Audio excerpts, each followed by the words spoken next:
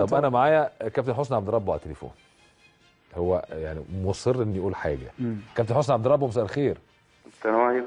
سلام ورحمه الله وبركاته. اخبارك ايه يا كابتن؟ ازيك يا استاذ محمد؟ الحمد لله. ازيك يا شادي؟ ازيك يا حسني، عامل ايه؟ منور. الله يخليك يا حبيبي. ايه الاخبار؟ كله تمام؟ اكيد حابب اسمع تعليقك وانطباعك عن كل الاحداث اللي اللي لما تحصل في الاسماعيليه. النادي الاسماعيلي مش هو ده النادي الاسماعيلي. اه ومش دي الاداره اللي تمسك نادي الاسماعيلي. يعني اللي بوظ نادي الاسماعيلي الاداره ديت اللي كانت موجوده. واستاذ عاطف اللي طلع يتكلم بيقول لك احنا سيبنا النادي اهو عشان نشوف. انت يا استاذ عاطف حضرتك ومجلسك لما جيتوا النادي انا مشيت جبت 13 مليون، هاني سعيد راح الزمالك جاب 7 مليون، ادي 20 مليون. اول ما حطيتوا رجلكم في النادي كان فيه 20 مليون جنيه وانتوا لسه بتقولوا بسم الله الرحمن الرحيم، غير البث غير الاعلانات غير الدعايه غير كل حاجه في النادي. يا استاذ عاطف انتوا النهارده سايبين المركب وانتوا عليكم ديون قد كده وجاي تقول الناس تشيل الليله. ناس مين اللي هيجي دلوقتي عايز يخش ويدفع 20 مليون و30 مليون واصلا قدامه مثلا ممكن سنه، قدامه شهرين، قدامه الله اعلم يعني زي ما يكون بيتكلموا طالعين. والله العظيم انتوا لو عندكم شويه، انتوا ما حدش فيكم يطلع ولا يفتح بقه من اللي انتوا عملتوه في نادي الاسماعيلي. انتوا عملتوا ايه؟ كان عندكم فلوس ورحتوا خدتوا عصام الحضري وصرفتوا الفلوس وعملتوا بيها كل حاجه. 6 شهور اديتوا عقود اللعيبه وبعد كده قعدتوا تقولوا ما فيش فلوس في يناير. ثاني سنه ايه اللي حصل؟ ايه الانجازات بتاعتكم؟ ايه كل من ساعه ما جيتوا وانتوا مشاكل مشاكل مشاكل مشاكل.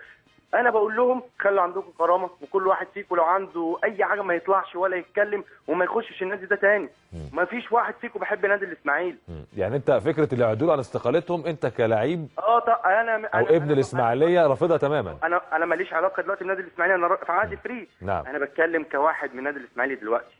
في ناس كتير عايزه تخش وعايزه تتكلم جمهور الاسماعيلي، انا بتكلم باسم اي حد عايز يتكلم، انا واحد بتكلم زي الناس دي دلوقتي. انا بقول له عاطف اللي ده انا دخلت قعدوا معايا في قعده بيقول لي كابتن حسني احنا ما بنقعدش مع حد.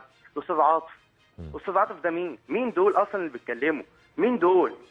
يا استاذ محمد، يا استاذ محمد ده في امور كتير يا استاذ محمد. على الاقل احنا مش عمليه فلوس، عمليه احترام. يا حسني ما تيجي بكره، تعالى بكره معانا فضفض في كويس ومحترم. الناس تتعامل مع اللعيبه كانها لعيبه محترمه. انما عايز تنافس على بطوله، ده ما فيش واحد في مجلس اداره بيجي يشجعك، ما بتاخدش فلوس، ما بتلاقيش حد بيجي يقعد معاك يقول لك معلش ونستحمل والنادي ومش النادي.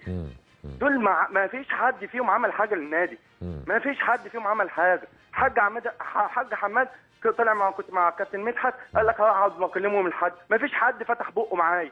حاج حماد بيطلع بس يتكلم بس على الفاضي. الحاج حماد عمل ايه للنادي؟ بيقول ان هو دفع 12 مليون جنيه من جيبه. عارف وكل مصر عارفه اللي كان فيه انتخابات وكان بيصرف عشان الانتخابات. فين الحاج حماد بعد 13 مليون؟ فين هم؟ باشمهندس نصر عمل ايه؟ ده اللي رايح جاي القاهره، رايح عند كابتن سمير زاهر رايح ده انا اجيب عادل شكوكو بتاع الجماهير يروح يشوف كابتن سمير كل يوم، وهو ده هي دي وظيفه رئيس النادي؟ ولا وظيفه رئيس النادي يجيب استثمار ولو ما فيش فلوس يبقى في دخل تاني؟ ايه البرنامج بتاعك اللي انت تقدر تديه للنادي الاسماعيلي؟ لازم يبقى داخل رئيس نادي حاطط برنامج 1 2 3. النهارده لو ما فيش فلوس انا عارف انا هعمل ايه. يا كابتن محمد انا محروق من اللي بيحصل في النادي الاسماعيلي ده. مش دول اللي يمسكوا النادي الاسماعيلي لو ده. وبعدين برضه ناس بتطلع تقول لك 15 واحد عاملين مظاهره. يا عم اسماعيليه كلها مش عايزاك، واقسم بالله العظيم اسماعيليه كلها مش عايزاك. واي حد يخش النادي الاسماعيلي احنا عايزين حد محترم، حد يقدر يتكلم ما يكذبوش. ده كلهم بيكذبوا، حسني العظيم كلهم بيكذبوا. شادي جنبك اهو قول له احنا بنشوف ايه. انا مش هاممني اي حاجه، يطلعوا دلوقتي بص بعد ما اقفل هتلاقي 20 واحد عايزين يخشوا ويقول لك حسني ايه ده اللي بيعمله ايه ده عمل ومش سوى. انا بتكلم ولا مش هاممني اي حاجه، انا عايز اطلع شويه دول بس من قلبي كده عشان ابقى قاعد محروق على النادي الاسماعيلي وعلى جمهور النادي الاسماعيلي، والناس مش مستنيه ان انا اقول جمهور ومش جمهور.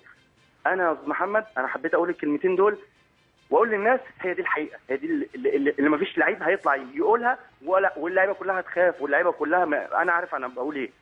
بس انا مش هاممني غير الحقيقه اللي قدام ربنا. هيتحاسبوا قدام ربنا يوم كده لما ربنا يفتكرهم، هيتحاسبوا قدام ربنا، مش هيتحاسبوا دلوقتي. والكلام ده اقعدوا في بيوتكم احسن. والله العظيم انتوا عندكم كرامه تقعدوا في بيوتكم وما ترجعوش نادي الاسماعيلي تاني ولا حد يشوفكم اصلا.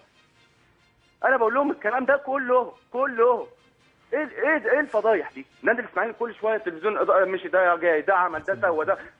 انا بقول للمحافظ انت كان نفسي القرار ده يطلع من 3 سنين. من سنتين اول سنه كانوا يا استاذ محمد والله العظيم المحافظ عشان عمل كده دلوقتي بص هم طالعين يهاجموه، انما المحافظ السابق الله اعلم بقى اللي كان احسن حد في الدنيا طبعا. لانه عمل ايه الاسماعيلي الاستاذ عبد الجليل الفقراني عملوا ايه؟ محدش عمل حاجه. هم دلوقتي عشان طلعوا عشان طلعوا وعشان بيتكلموا بقى على المحافظ، عشان المحافظ طلع بصراحه القرار ده كان الاسماعيليه عايزاه من زمان، بس الناس مش قادره، الناس مش في ايديها حاجه، الجمعيه العموميه ما بتكتملش عشان احنا عارفين مين اللي ما بيجيبش الناس بتوعه.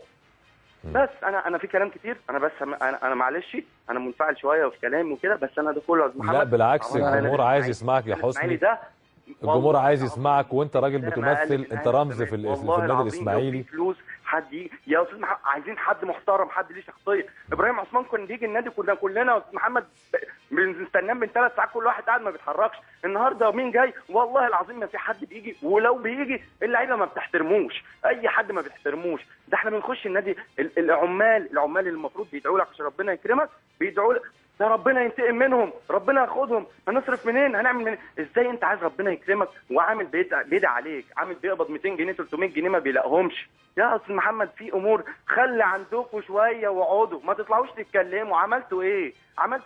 اقل حد هيجي على الاقل هيبقى عنده راجل محترم وراجل عنده كلمه وصادق مع ربنا قبل ما يبقى صادق مع البشر. انتوا اصلا كلكم ما فيش حد فيكم صادق بلا استثناء، المجلس كله بلا استثناء. نعم المجلس كله بلا استثناء. الله اعلم بقى، ربنا العالم. طب حسني، يعني قبل ما اقفل معاك، انت احنا مش فاهمين موقفك، هل انت فعلا رايح الزمالك يعني منتظر الاسماعيلي؟ يعني محمد انا والله العظيم انا الحمد لله، انا اللي مش هيهمني بقى جمهور ولا يهمني شعب، انا يهمني ربنا سبحانه وتعالى. انا بتعامل مع ربنا. انا اديت مهله للنادي الاسماعيلي 3 اسابيع. النهارده بتتكلم ان في كابتن اسامه كلمني، الراجل المعزز مكرم، طول ما فيه اي حد عايز يعني يشوف حل، الراجل ده بيحب النادي، الناس كتير بتحب النادي الاسماعيلي.